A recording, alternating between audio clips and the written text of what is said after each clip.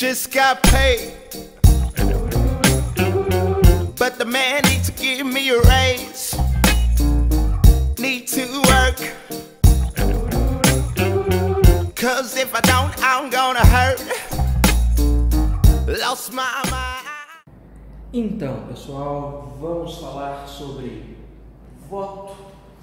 Na verdade, eu creio que esse assunto, como paralelo ao cenário da crise contemporânea, tenha ganhado um outro patamar, né? Ganhou um outro nível. Na verdade, há aqueles que dizem que nós entramos no atual colapso em função de nós não termos sabido escolher as atuais gestões que mantêm o país, os estados e boa parte dos municípios brasileiros. E há quem diga que nós estamos enfrentando o atual colapso porque nós não soubemos lidar com a realidade do voto nas últimas gestões dos últimos anos, cuja base foi o governo do PT e por aí vai. Vocês já conhecem essa história mais do que eu, inclusive, até porque ela alimenta muitos dos discursos de ódio e das tretas nas redes sociais, não é? E acredito que, sendo esse ano um ano de eleições, e acredito que essas eleições ainda devem ser mantidas, a depender do fluxo da pandemia, a questão do voto, a clareza para o voto e o uso democrático dele ainda são uma das pautas mais importantes para as redações tanto do vestibular quanto do Enem. Enem já cobrou algo próximo disso nas primeiras edições há mais de 10 anos. O assunto já tinha aparecido com outro formato.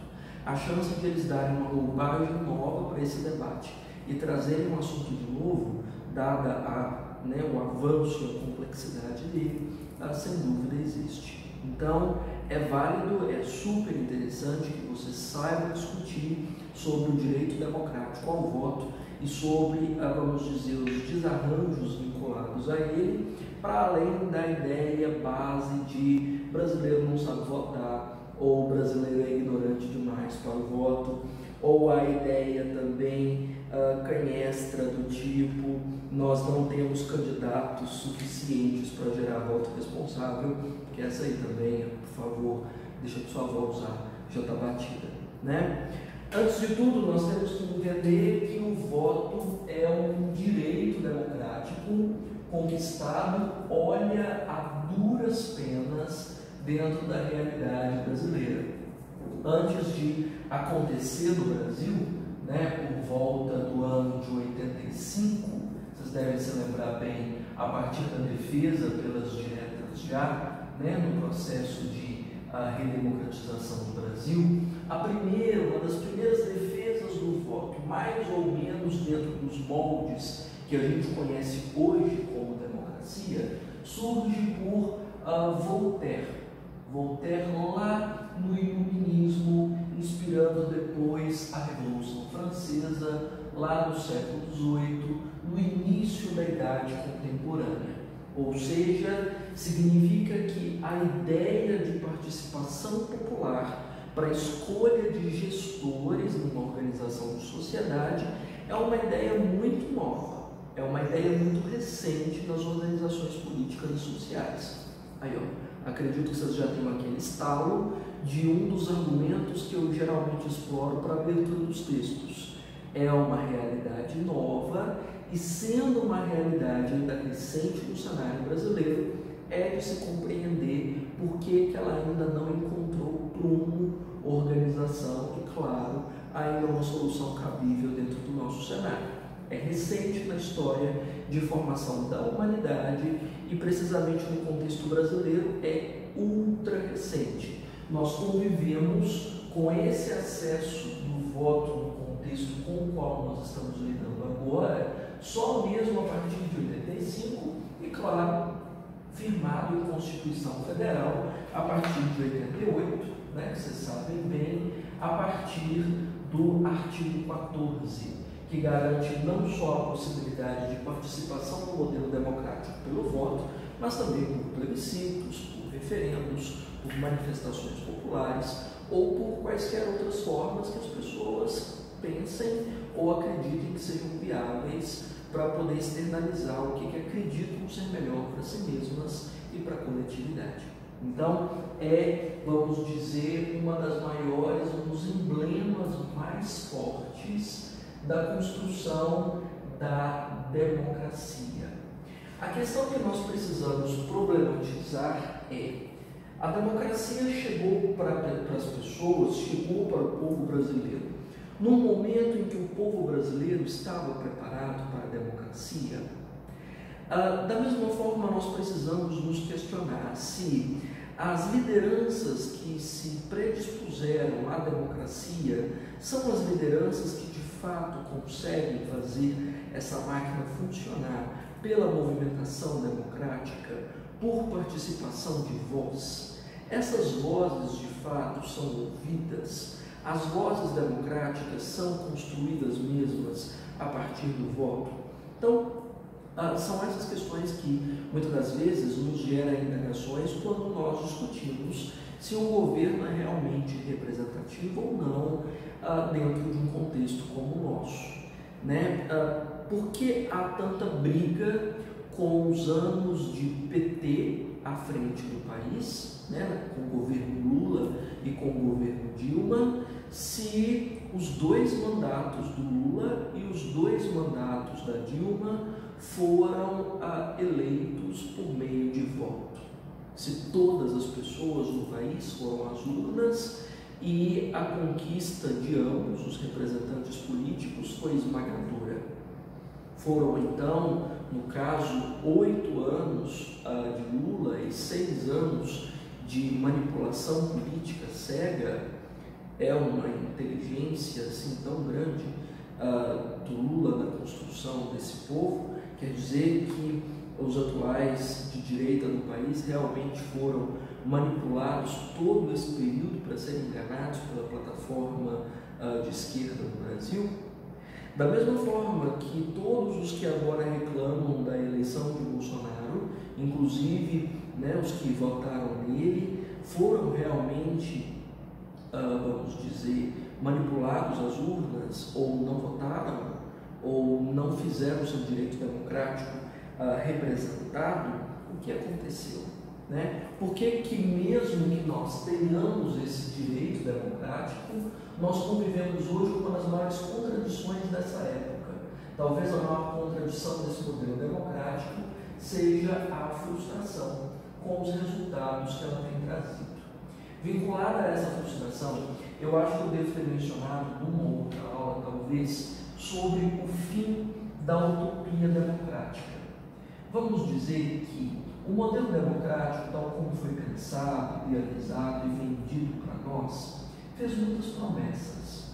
Nós acreditamos que a democracia nos traria muitas benesses, muitos grandes resultados, e que a vida do homem dentro de uma estrutura democrática, como cidadão participativo, seria realmente de um nível de evolução extraordinária com o qual ele nunca antes tinha sonhado.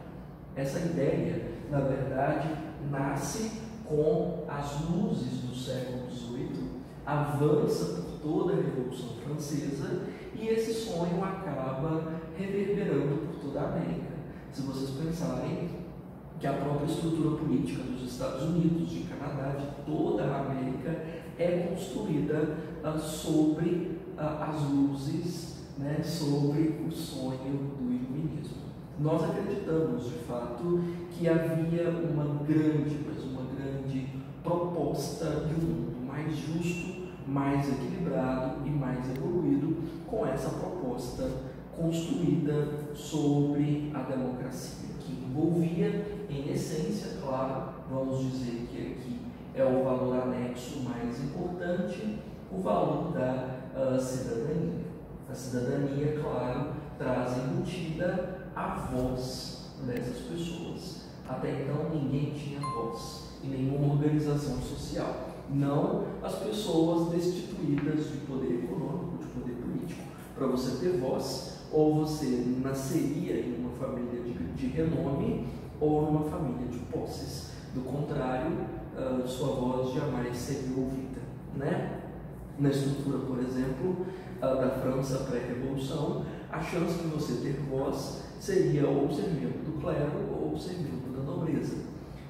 Depois, só mesmo a alta burguesia, com votos e o resto, né, anônimos mudos em termos sociais. Então, vamos dizer que aqui, nesse período, durante toda essa construção, inclusive até a democratização do país, nós vivemos com esse sonho representativo, né? E com a ideia, claro, de que a partir do momento em que as pessoas pudessem votar e pudessem se eleger, inclusive para cargos públicos, houvesse a possibilidade de defender os seus interesses, de defender seus direitos, de defender as causas minoritárias mais oprimidas e silenciadas, de trazer à tona os debates políticos mais necessários.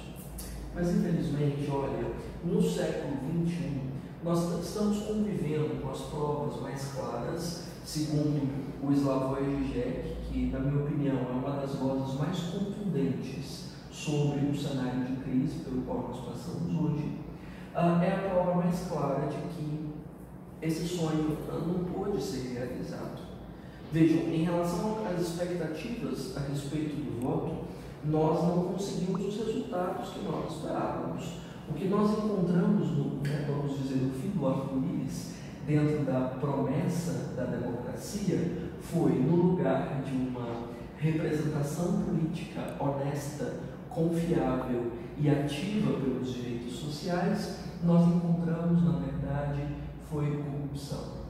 Né? A gente sabe das movimentações de corrupção, principalmente dentro do cenário brasileiro, do escândalo que levou o país à lama a partir de 2005, né? Que foi o escândalo do mensalão, vocês sabem disso, que acabou deflagrando boa parte, vamos dizer, da falta de respeito com o eleitorado brasileiro. Ou seja, se você confiou algum dia nos seus deputados, senadores, vereadores ou em qualquer outra representação política, nesse momento todos nós levamos um balde de água fria, porque descobrimos que o dinheiro estava sendo usado para manipular as decisões dentro da Câmara.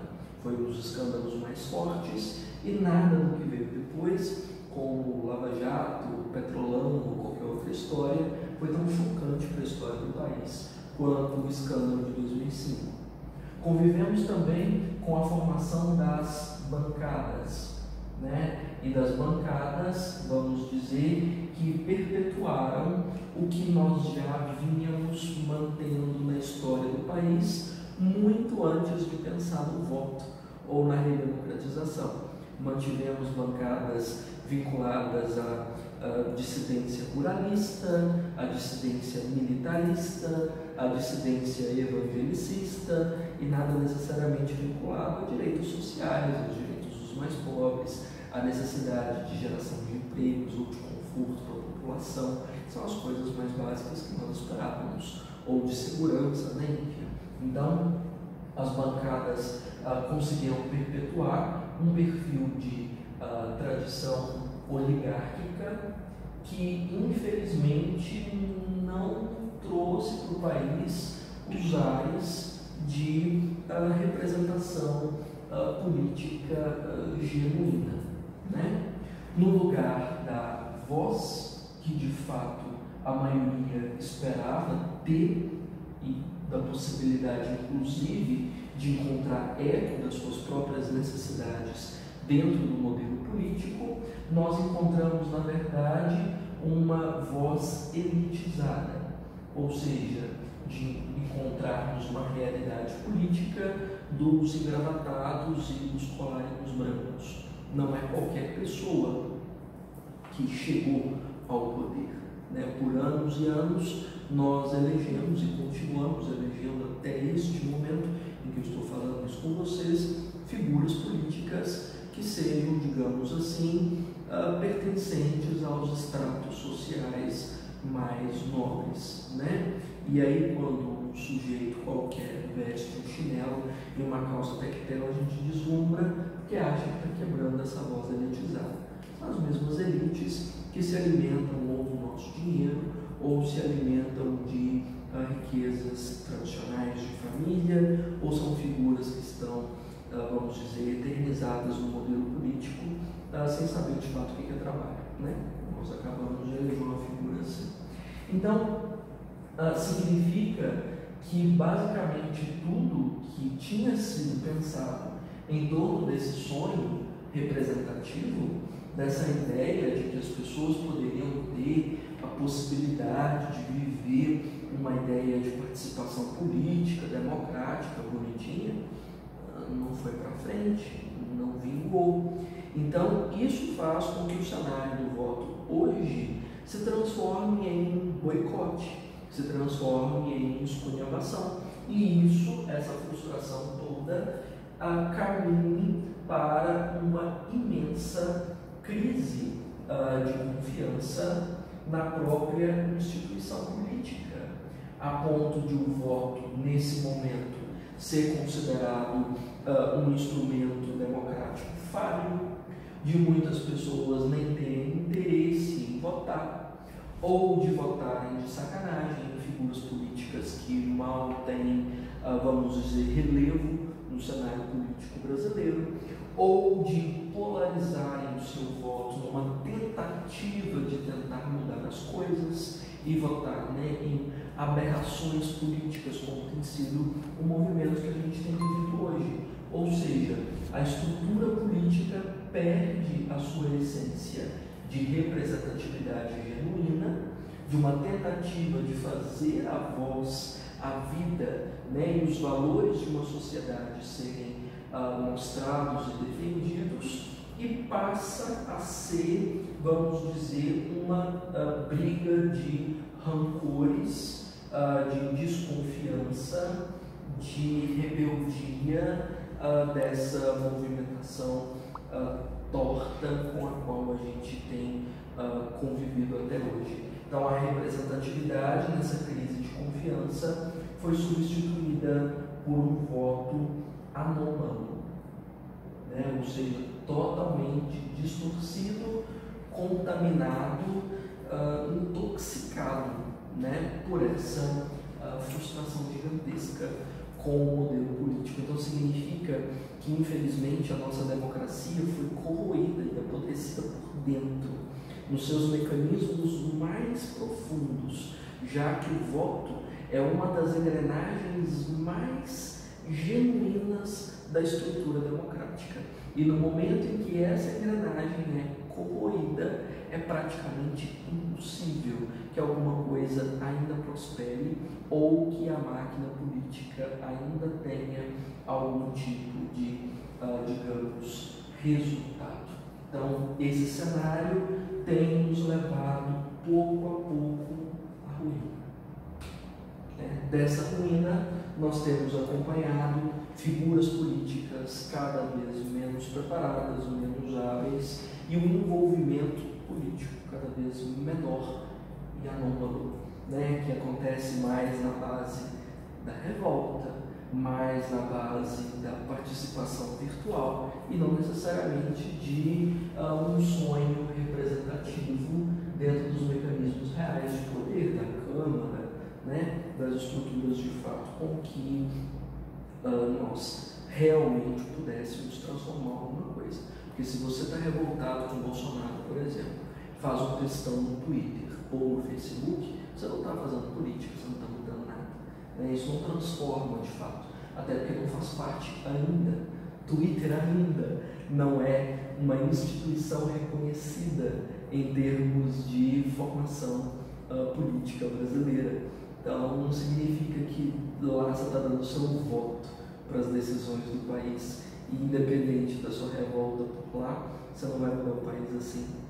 Você precisava ter feito nas urnas. Se você não fez nas urnas, não faz nas ruas ou não participa das assembleias, sinto muito, mas você não sabe fazer política, Então, essa primeira base da frustração com a própria representatividade que não tem dado certo, e claro, dos impactos fortes disso, assim como o Slavoj também comenta, de uma crise sistêmica oriunda dessa representatividade mal gerida, faz com que o nosso sentimento de participação política caia cada vez mais. Entenda a crise sistêmica dos problemas com segurança pública, com saúde, com educação, né? Da dificuldade, no caso, de gerir o modelo de sociedade, tal como ele foi pensado para o bem-estar social. Tem ficado cada vez mais difícil.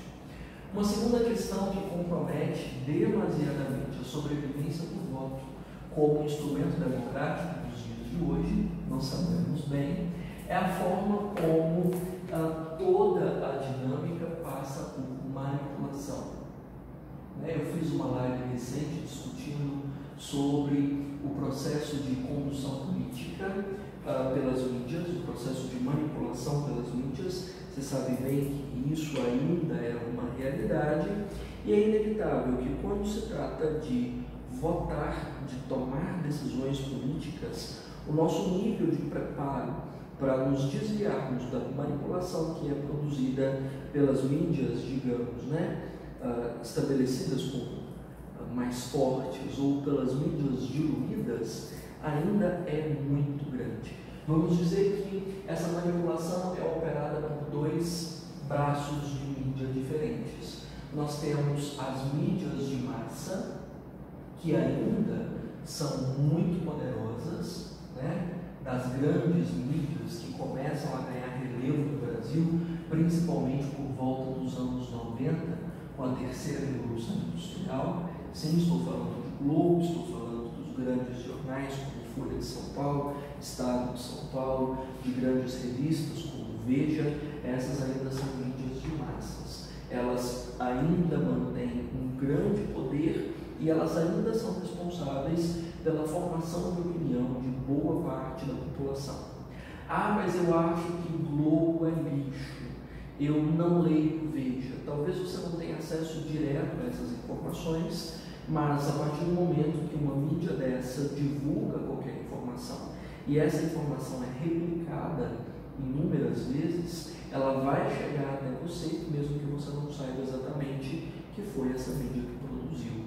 Então, provavelmente, boa parte das opiniões que hoje você diz, ou que você se orgulha de dizer que são suas, são opiniões já forjadas nessas mídias, nessas grandes mídias, já replicadas aí milhares de vezes, sem que você saiba a fonte. Por isso é muito importante saber a fonte das informações que você usa ou das ideias que você adota. A força dessas mídias cresceu muito, a partir desse momento. Elas têm o oligopólio da informação, inclusive dos recortes de informação que chegam até nós. E de fato é viável desconfiar sempre quando qualquer informação vem dessas mídias, até porque elas conduzem à construção da verdade. E nós sabemos que nos últimos anos nós tivemos contato com massas de mídia. As massas de mídia têm a ver com a profusão do espaço virtual, ou seja, há uma quantidade extraordinária, exorbitante de mídias, de pequenas mídias espolvoadas por toda parte, cujos produtores somos todos nós. Eu produzo informação na rede, vocês mesmos produzem, e isso é um meio barato e acessível para toda a população. Esse processo acontece alguns anos depois, a partir de 2010, com essa revolução industrial seguinte, que populariza nanotecnologia e dá acesso a essa ampla produção de informação. Nós sabemos, por exemplo, que as últimas eleições americanas, brasileiras, tiveram, por exemplo, uma contribuição significativa dessas massas de mídia. Sabemos, por exemplo, que a eleição do Bolsonaro e do Trump tiveram bastante interferência do WhatsApp no Brasil e do Twitter nos Estados Unidos, considerando que a construção da política e das opiniões sobre essas plataformas políticas aconteceu em rede. O que nós podemos dizer sobre o processo de manipulação dessas duas vias? Sobre as mídias de massa, uma das questões que eu creio que seja mais forte, ou duas das que sejam mais fortes, seja o fato de ela estabelecer pautas. Ou seja, Você não tem acesso a tudo, você tem acesso a um ponto de vista. E infelizmente você não foi educado bastante para saber que essas informações são só pontos de vista ou um ângulo, um recorte da situação. Você olha para essa produção jornalística e acredita que ela é um retrato fiel da realidade. Não, ela é uma pauta, ela é um recorte da realidade. E nós sabemos que essa pauta é diretamente proporcional ao nível da visibilidade que nós colocamos sobre os fatos.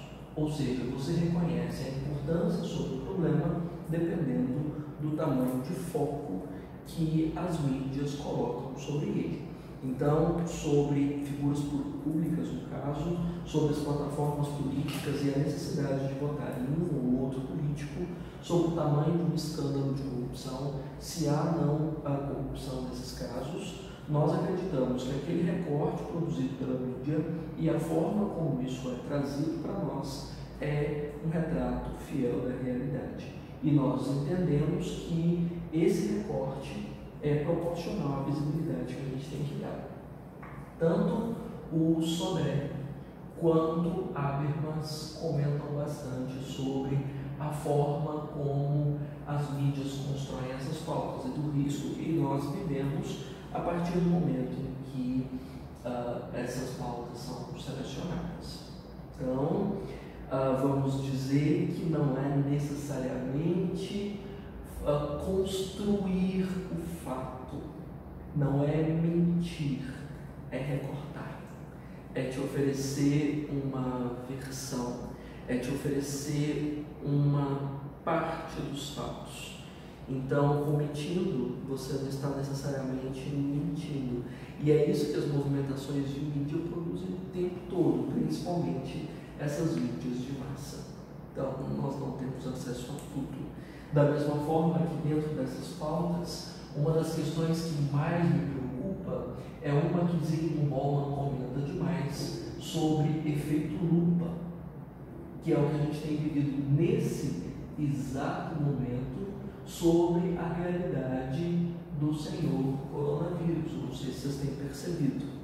Pegaram um problema que obviamente é uma pandemia, segundo a OMS, extremamente grave, mas as mídias de massa com as quais nós temos contato no Brasil colocaram uma lupa sobre essa questão, de modo que a única pauta que estão nos vendendo nesse momento é a pauta Covid-19. Nós não temos acesso a nenhuma outra informação sobre o que está acontecendo no Brasil, vocês perceberam? Parece que todas as outras realidades brasileiras foram automaticamente congeladas. Será de fato que isso está acontecendo? Os outros problemas, as outras questões brasileiras deixaram de existir, deixaram de acontecer, porque até poucas semanas antes, da explosão deste problema específico, nós tínhamos outras questões também com as quais nos preocupar. E onde estão as outras questões? Caso todos nós sobrevivamos a essa pandemia, e ao que tudo indica pelo cenário das outras nações, nós devemos sobreviver, nós temos outros problemas para lidar. E nós precisamos estar informados a respeito deles, inclusive para saber como lidar com as autoridades políticas depois, no momento em que nós formos votar. E nenhum de nós tem acesso a absolutamente nada. Se você procura hoje as grandes mídias, a única informação com cobertura jornalística é a que envolve Covid-19. Isso é a seleção de uma pauta, com o adendo de um efeito lupa, de ampliar uma questão e fazer com que haja um efeito de, vamos dizer, esmaecimento sobre qualquer outro cenário que possa existir no país. Ou seja, cobriram todo o resto.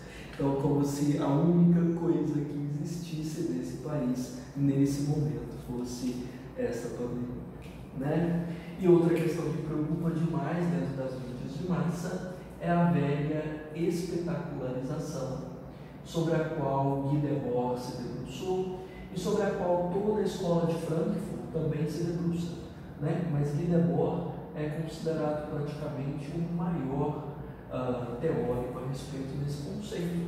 Ou seja, é de ampliar o nível de drama e principalmente de comoção vinculado a todos os fatos trazidos para os olhos da população. Então, você não tem acesso aos fatos brutos, você tem acesso aos fatos banhados em sangue, em lágrimas e em muita, mas muita tragédia, em muito drama, até que as histórias sobre os políticos virem mais um spin-off de Maria do Bairro. E de repente você está torcendo pelo protagonista da novela. De repente você se esquece de que você está falando da história política do seu país. Você não está vivendo o roteiro de uma novela mexicana. E essa distorção é muito perigosa, porque ela distancia do fazer público.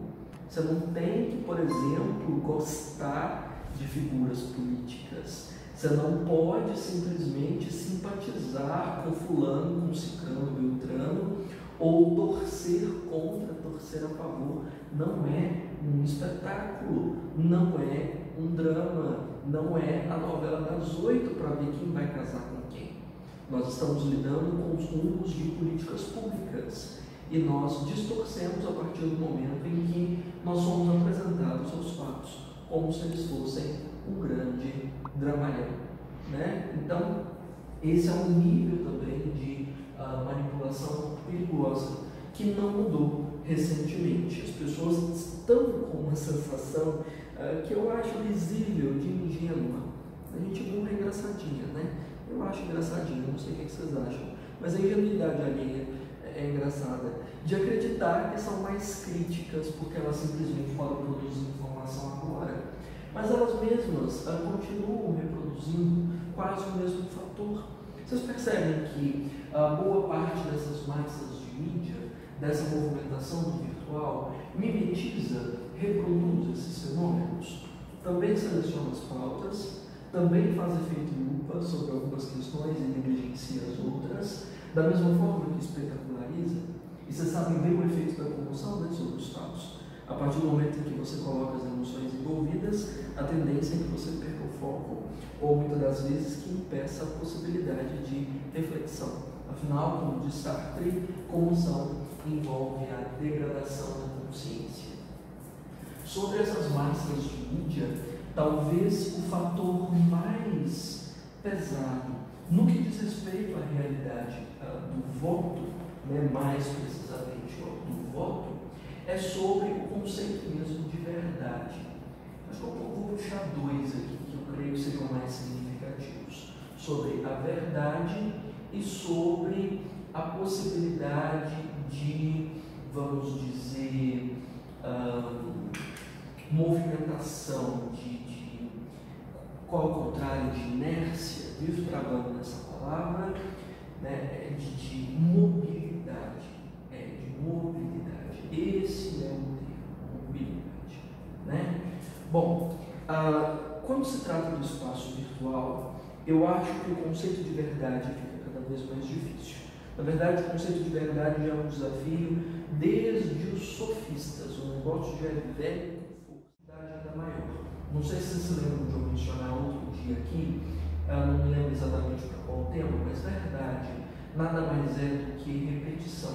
Ou seja, é o que você fala trocentas vezes, acaba se tornando verdade. Isso é o que Nietzsche teoriza a respeito de verdade. Né? Ou seja, qualquer coisa dentro do espaço virtual pode automaticamente ser alçado à posição de verdade.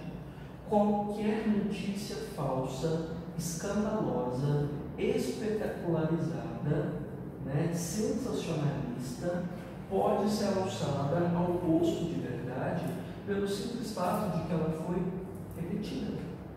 Olha o risco que isso traz. Então nós podemos detonar figuras públicas, santificar outras, nessa lógica do espetáculo, não é? Nós podemos condenar determinadas representações políticas ao ostracismo, colocar outras no topo, conduzir rebeliões, revoltas, destruir ou construir um país com base no nível de replicação na construção da verdade. Ou seja, qualquer coisa que eu repito na rede em que as pessoas não busquem a fonte, porque nós raramente buscamos essa fonte, ela vai trazer estragos feios.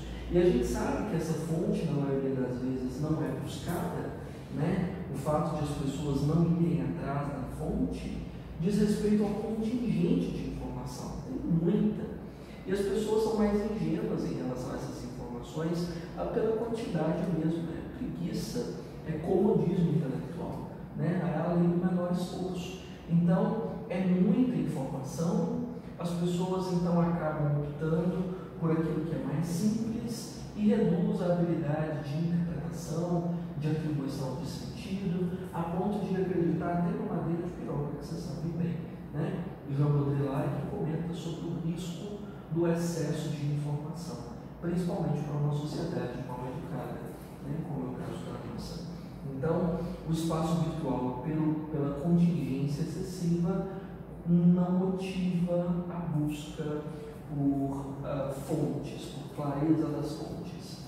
E aí a simples replicação se torna tradição, ou se vocês quiserem usar, se torna autoridade suficiente para que as pessoas acreditem, né? E nesse caso, sobre a mobilidade, eu me refiro ao fato de que pautas públicas importantes, que precisam de mais análise, de mais cuidado, costumam ficar estáticas, até porque quase tudo em espaço virtual fica na superfície, né? Já falávamos aqui há algum tempo sobre a capilaridade, né, no que diz respeito ao espaço virtual. As pautas públicas não aprofundam, então é difícil você levar uma discussão política séria a fundo, ou discussões que realmente têm relevância para um grande número de pessoas, né, por muito tempo.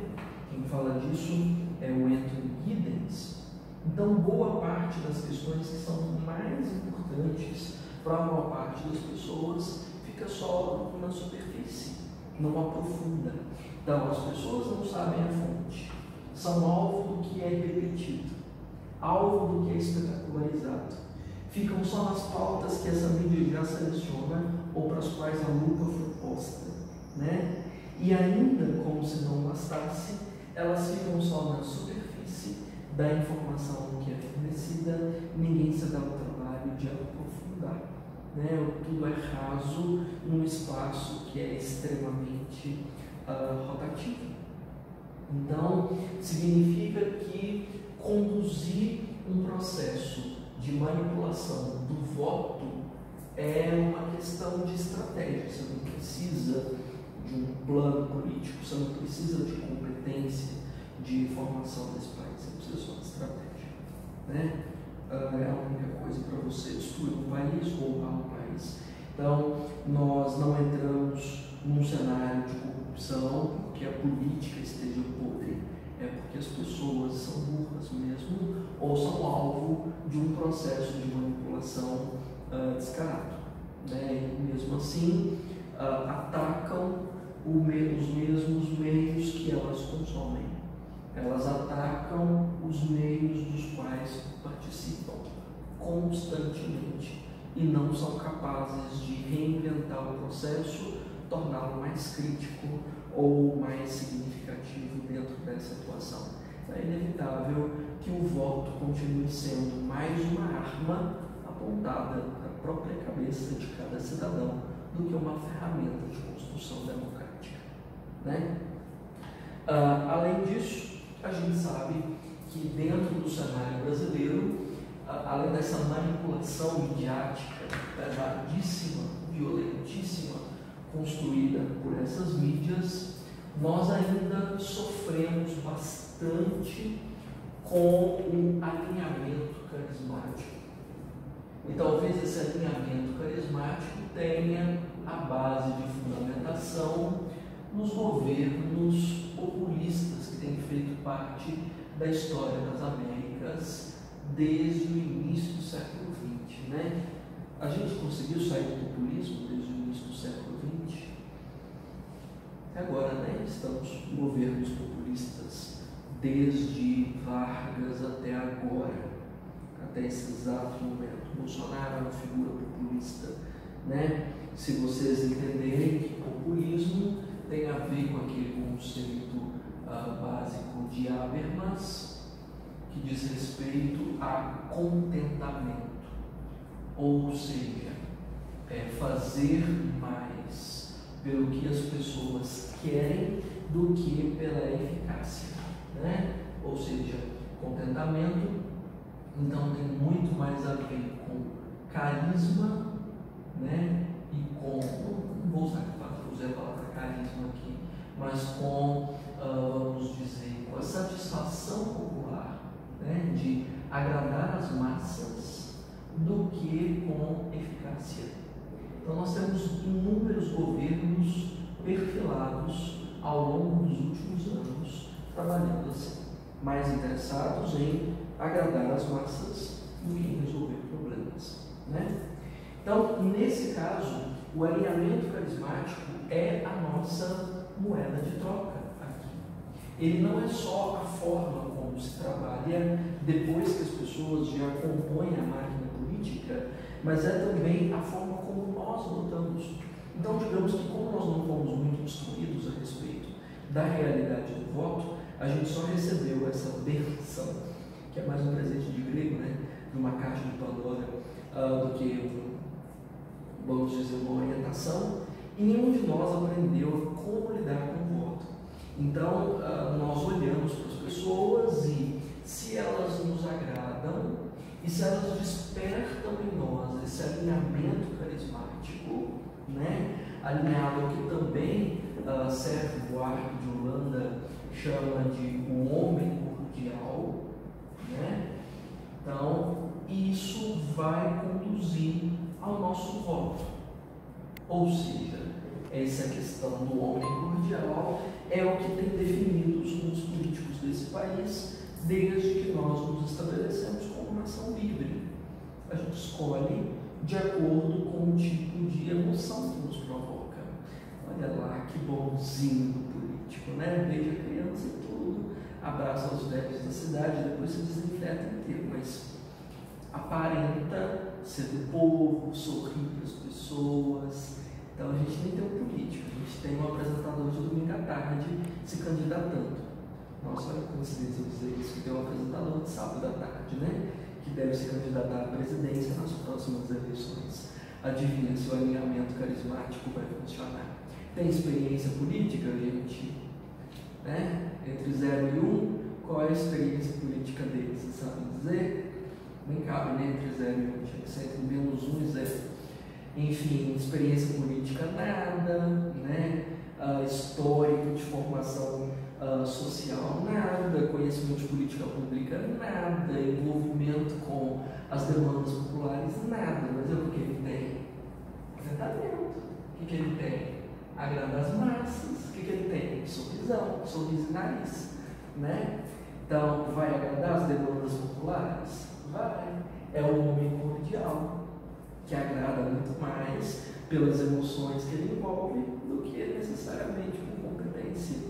E assim se faz a República das Bananas, assim se faz o circo, né? Nós temos nos montado no país a partir desses valores. Vejam que vocês escolhem as pessoas mais aptas a trabalhar com vocês quase sempre, mais por alinhamento carismático do que por alinhamento profissional. Já perceberam isso?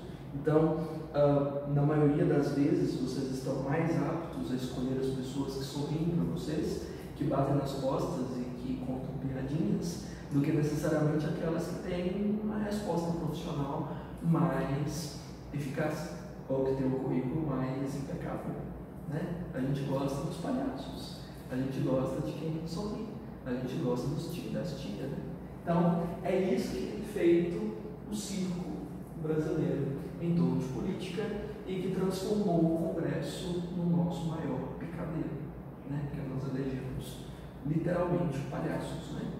Tiririca está aí para isso, né? Então, entendam que essas são algumas das causas para dizer que o voto, enquanto ferramenta de construção democrática, é falho a partir do momento em que o seu povo não está suficientemente instruído para usá-lo. Simples assim, né? Para se defender vamos dizer, dessas quimeras democráticas, do canto de sereia das manipulações, para se defender das falhas representativas e conviver com a frustração, de tentar driblá-la, contorná-la, né, e revidá-la, que é o mais importante agora, e principalmente de usar as ferramentas certas, de não escolher as pessoas porque elas sorriem para nós, que mostram os dentes, as canjicas, né, como diz minha avó. Então, de não sermos seduzidos pelo primeiro que sorri, pelo primeiro que entrega a bala, né, de entendermos que política se faz muito mais do que carisma, sorrisos ou promessas vazias. Então, usando John Dewey, que é um sociólogo norte-americano de que eu gosto muito, nós só vamos conseguir construir mesmo uma democracia sólida quando finalmente nós tivermos uma educação crítica, né? Ou seja, uma educação crítica é a essência para a construção do voto. Então, é fundamental que nós sejamos guiados para o voto. Se forem sugerir, no caso, dentro da lógica do Enem, coloquem que desde a primeira infância é preciso que a criança seja orientada a respeito do que é o modelo político em que ela está, quem são aquelas figuras em que os pais votam, que são colocadas dentro do Congresso, e de que maneira elas podem escolher, participar, né, intervir e montar um sistema que realmente seja representativo, né, profissionalmente representativo, e não só esse espetáculo de manipulação com o qual nós estamos convivendo, certo? Então, espero que eu tenha dado algumas bases claras sobre essa dinâmica torta, incômoda e que vai continuar incomodando por muito tempo ainda, né? Usem as bases que nós discutimos sobre esclarecimento, é uma das melhores para trabalhar esse tipo de questão, principalmente na educação básica, que é a essência da transformação da consciência crítica, né? Nessa visão do dia, ok? Qualquer dúvida que houver sobre o tema, manda para mim, eu esclareço, eu ajudo, eu socorro, ok? Até breve. Lost my mind with my baby trying to find some loving. I need to provide for my woman. I am on a whole nother level. Girl, he only fucked you over cause you let him. Girl, I guess he didn't know any better. Girl, that man didn't show any ever. Do all I can just to show you you're special. Certain it's your love that